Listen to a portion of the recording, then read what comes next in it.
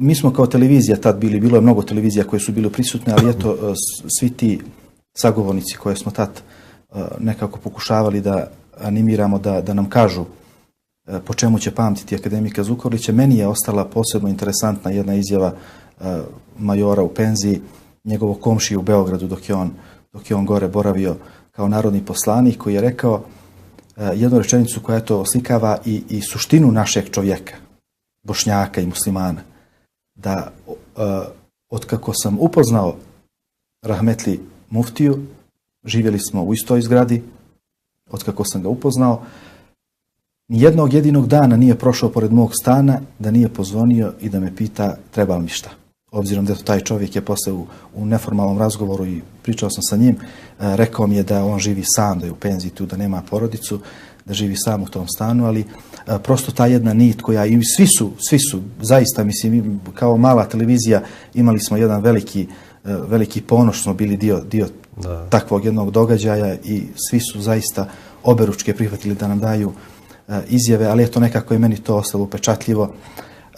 Hoću da vas pitam,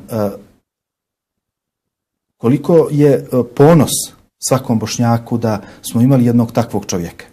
I zaista drago mi je da je pokrenuta inicijativa, ne znam da li ste vi upoznati, od jednog od najvećih intelektualaca u dijaspori u Turskoj, Refika Kova, da se osnuje institut koji će izučavati život i djelo akademika Zukorlića. Da, upoznat sam, to je divna ideja, zaista. Molim gospodara da nagradi našeg brata Refika, vrijednog biznismena. Vidite, ne samo da ćemo mi kao generacija biti ponosni, već jednostavno i buduće generacije će se napajati sa tog izvora tih mudrih izreka i projekata i vizije koje je ostavio muftija. Znate, ja kao imam, često ljudima govorim, mi imamo dakle jedan perfektan primjer i najbolji uzor u našem poslaniku Muhammedu a.s. I često čitajući o njegovom životu, čitajući o životu ashaba, njegovih prijatelja i drugova, ali mnogi ljudi naravno nekako su im to daleki primjeri.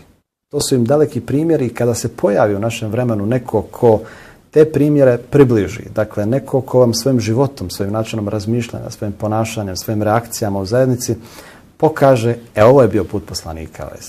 Dakle, nama je muftija rahmetli bio neka vrsta mosta između našeg vremena i vremena poslanika, koji nam je približio sve te kuransko-hadijske savjete. Ja mislim da će se kroz taj institut i mnoge brojne druge institute koji će se osnivati vjerovatno i u drugim krugovima, dakle mimo nas, jer taj potencijal koji je on imao zaista se treba istraživati.